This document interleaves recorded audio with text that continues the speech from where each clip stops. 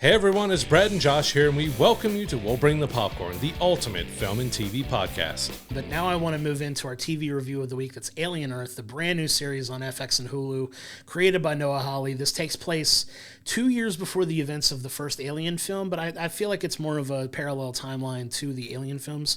But what you have is these two groups, Weyland-Yutani and Prodigy, who are kind of seeking out specimens and trying to create the next advancements in technology and science, and just basically two powerhouse companies trying to one-up each other, basically, which of course is, corporate greed at its finest, but very representative in this show. But you have Boy Cavalier, who's kind of the head of Prodigy, is creating these experiments with these kids and putting them, basically taking these terminally ill or sick kids and putting them, their entities, into synthetic beings and creating beings that'll never age, that are almost like superhuman in some cases, where they're just getting this fresh start. It's a very interesting take on, where science could go in the future and what happens when corporate greed goes too far, that kind of thing. So you have that, and then you have the whole alien integration thing that happens as well in these first couple episodes, where it takes maybe a couple minutes to really get going, but once it gets going in that first episode, by the end of it,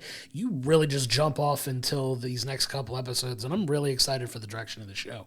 Yeah, it's a really interesting mix because, as you mentioned, they have come out and said, like, we're not exactly going for full canon with this. We're taking bits and pieces of what we want, right, and then we're kind of making it our own thing. Because you're dealing with the Weyland-Yutani company, you're dealing with Prodigy. There's a bunch of different companies that we've learned that are taking over planets and countries and everything else. And I really liked it opened up with the Weyland-Yutani ship, where they have these alien species and stuff on it.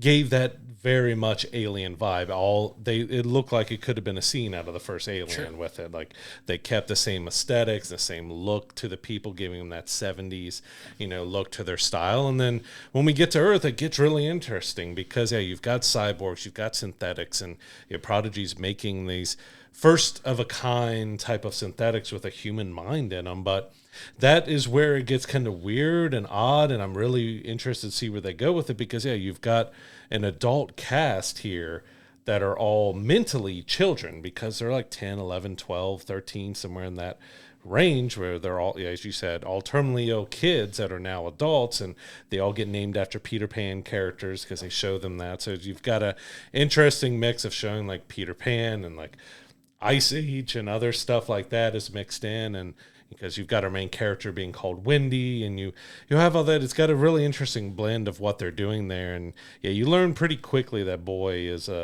not a very good guy who's just all about him and his needs and his wants and stuff. And we get a really interesting mix of how this is going to play out because the ship crash lands on Earth, but it crash lands in Prodigy territory. And so, Yutani is trying to figure out, well, I want my ship back. I'll pay you whatever it needs to get my ship back. But Boy's like, you know what? It's in my territory. There's something in there they really want. Well, now I want it because they want it. And what they want is the xenomorphs and all the alien creatures. It really just kind of kicks in at that point where the action just goes crazy because, once you get these xenomorphs out and involved, good things don't tend to happen here. So you get, Wendy, who, despite being a synthetic and supposedly being free of emotion and things, still has the mindset of a young girl who misses her family, and come to find out her brother works on Earth, and, he gets attacked and he's going and trying to rescue people during this alien invasion. So she wants to go and help her brother. So that kind of leads them to wanting to, go down to Earth and help, but also, serve this guy's, Boy Cavalier's purpose of getting the specimens and coming back. And you just get this really interesting mix of these kids that are in these synthetic bodies now. And you also throw in one of my personal favorite actors. I love Timothy Olyphant so much. Like, he's the big name in this show, the most recognizable name in the show. He plays Kirsch, who's kind of this, is he a cyborg? Is he a synthetic? Is he kind of a mix of both? Like, he's kind of this, kind of like Prodigy's number two. He's like Boy Cavalier's right-hand man, kind of.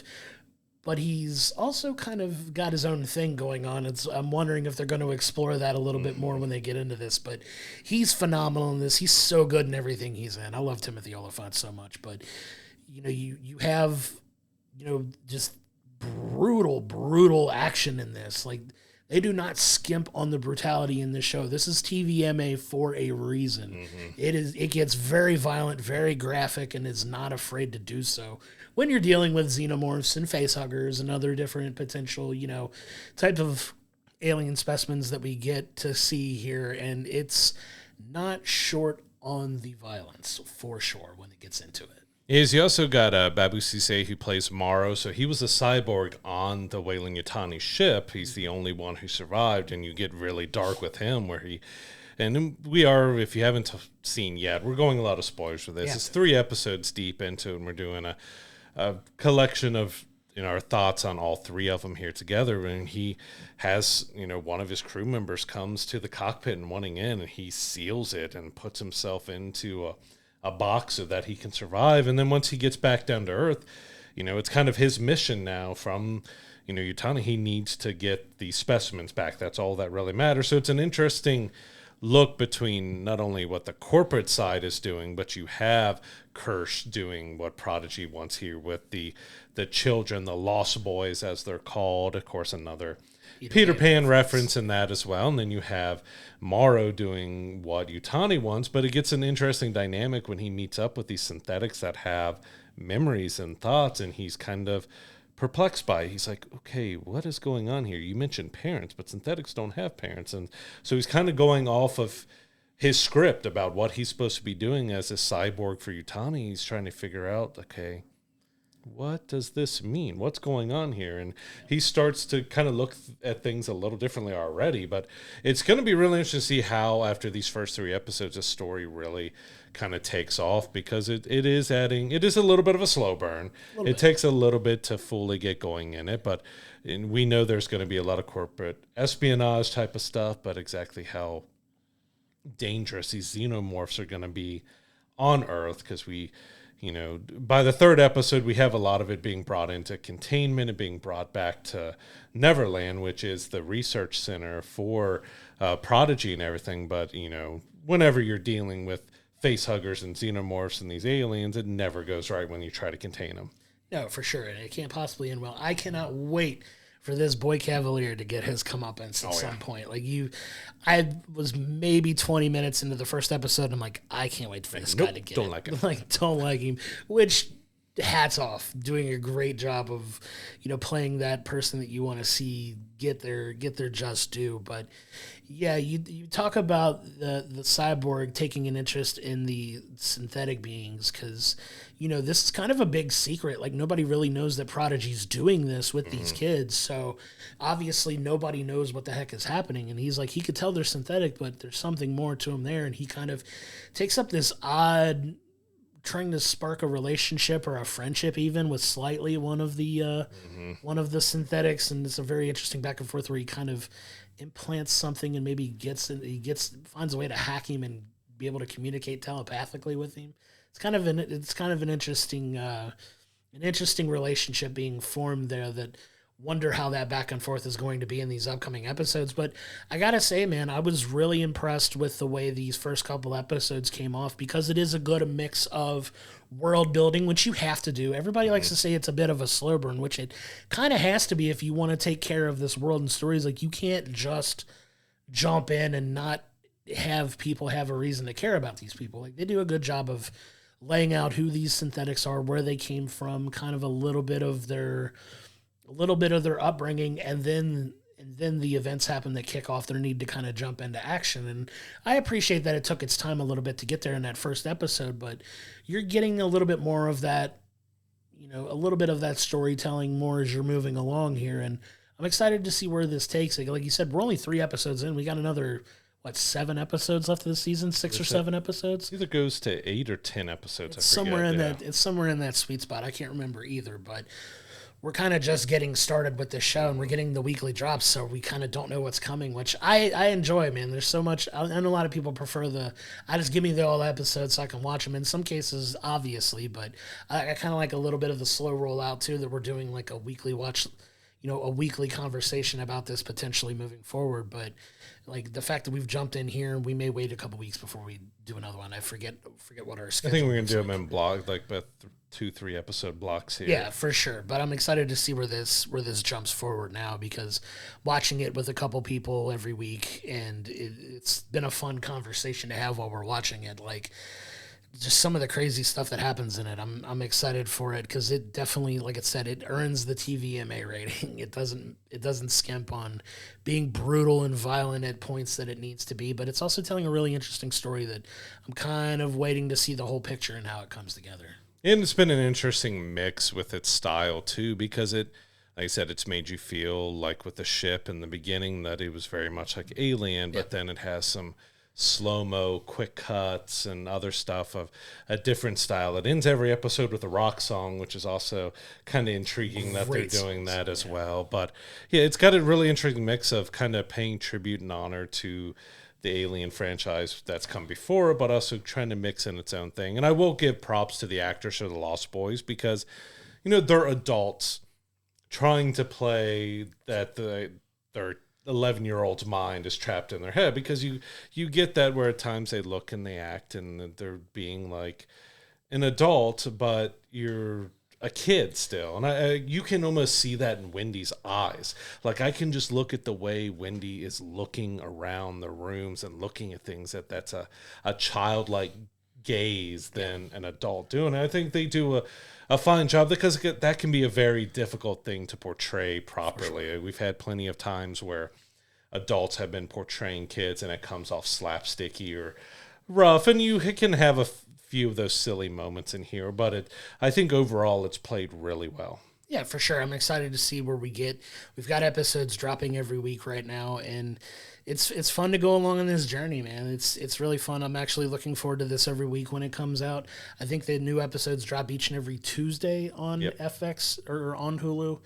I forget when they're airing on FX, if they're airing at the same time. I believe it's Tuesday night, and I think it's live on Hulu at the same time. So maybe at the same time drop, but tons of fun, man. I'm really enjoying this show for sure. I'm excited to see where they go for the rest of this season, and hopefully for another season or two beyond that. I don't know the lifeline of this show yet necessarily, but I'm having a lot of fun watching it. If you're a fan of the Alien franchise, this feels a lot like old school Alien, like it's got that feel to it. If you're a fan of this franchise, definitely give this show an opportunity. I think you'll really get some enjoyment out of it. And there's one thing I wanted to touch about, and I want to see what your opinion is about Hermit. And we're going to go a little spoiler with this because we have to talk about it. But, in the Alien franchises, you don't get many people. It's a very small number of people that survive xenomorph encounters.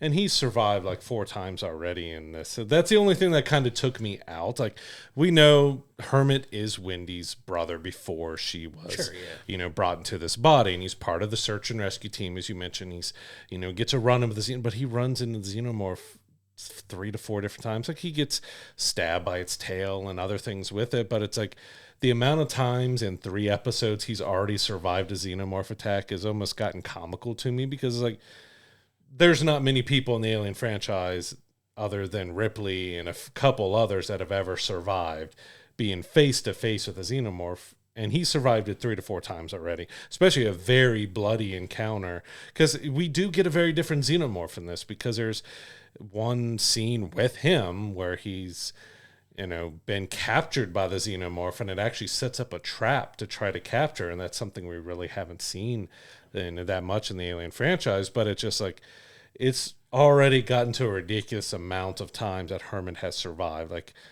you don't get that many chances against a xenomorph. That's a little bit of a different layering for TV versus movies, right?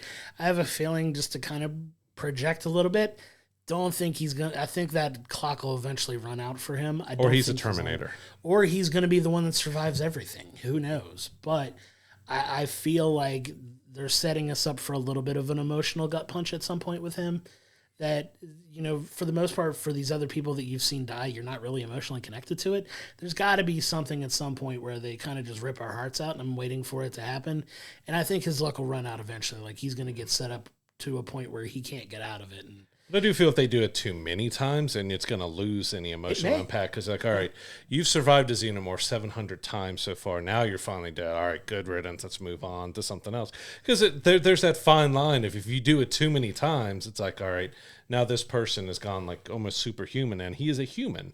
He is not a synthetic or cyborg or anything else. Like, he's surviving what a lot of other people have not. It's very jaded of you, man. That's very, it's very. Well, it's just interesting. We're 3 episodes in, and it's 3 to 4 times that he's gone face to face, and he's gone. Like I said, Ripley. Yeah. You could probably have a handful of people through, even including Romulus, where 2 people survived. You've got Ripley, and you've got. I try to block out 3 and 4 basically from my memory anymore with that, but you've only had a couple people who've ever survived, and his count is almost higher than Ripley's now. You didn't like Alien Resurrection? It's crazy. I figured that would be one of your favorites, but no, I agree. But that's the balance they got to strike, and we'll figure out if they get there. Yeah, he's survived an absurd amount of times, but even the ways that he makes it through kind of makes sense because he's just barely scraping by. Yeah, he's barely scraping by. Circumstances happen that let him escape how he does, and I just feeling they're setting that up for that emotional gut punch eventually. Like, I don't think he's going to survive many more encounters with the xenomorph at that point, for sure. Yeah, we'll see. But it is an interesting dynamic because they're not supposed to know. Like, Wendy and her family, and of course you've got one of the kids who just cannot keep a secret and is letting everybody know everything. And it's like, this is supposed to be a secret because all part of these kids who are sick getting put into these synthetics is supposed to be, well, their family is told they're dead. And they're not alive anymore. It's not known by the family that they're here. And so this, Hermit is that first one that already gets to know, like, hey, this is my sister that I attended a funeral for that I thought was dead, and she's still alive inside of the synthetic's body. So there is that interesting intrigue there that you're really hopefully going to get to explore that of what Prodigy is doing and about, people trying to live on through the synthetics and what it means now that her family knows of it. Like, is it not going to be the xenomorphs that get Hermit, or is it going to be Boy Cavalier who ends up taking him out because he knows, like, there's clearly nothing that's off limits to Boy that he will do for what he wants to do, because he basically said, like, my motivation for all of this is I just want someone who is going to intellectually challenge me. Sure. Like, he's creating synthetic people just to challenge his knowledge and his brain power and stuff. And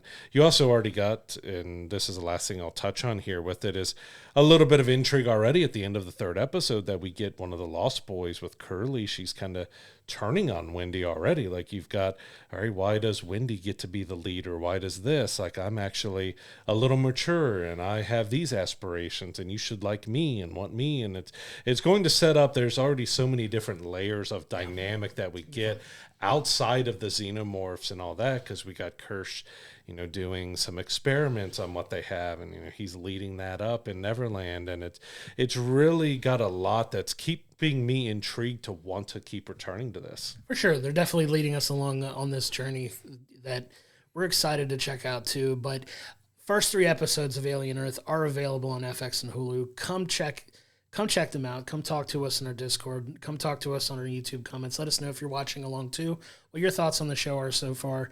I'm excited for the rest of this season to play out for sure, because there's so many more layers and things they can explore in this. And for the love of God, get Boy Cavalier has come up and sooner than later. I'm going to be very satisfied when they get to that point. Let him meet a face hugger or something. We'll see what happens for sure. Yeah, but it's been a very fun and interesting series so far. Like, I'm really intrigued about what they're doing. Like, you've got to let your brain go a little bit that you're expecting this to be Alien or Aliens or even Alien Romulus or something. It's trying to do something new and different as the first, Alien series. And it also needs time to world build and do that. You're not trying to get to that. I mean, these are hour-long episodes. You're not trying to get to that punch and action and horror right away with every single episode. It's got a story to tell, and it needs time to tell it all. But yeah, I've had a lot of fun with it so far. Tons of fun, for sure. I'm excited where it goes from here. To find all of the episodes of We'll Bring the Popcorn, go to our YouTube page, hit the like and subscription button so you're getting our episodes when they drop each and every Monday. If you're listening to us in the audio room on any of the podcasting platforms that we're on, please don't forget to give us a 5-star review. It really helps elevate the profile of the show. And don't forget to go to willbringthepopcorn.com, where it has all of our archive videos, all of our social media information, as well as our merch store, so you continue to support the show in that way. We cannot thank you enough for your continued support.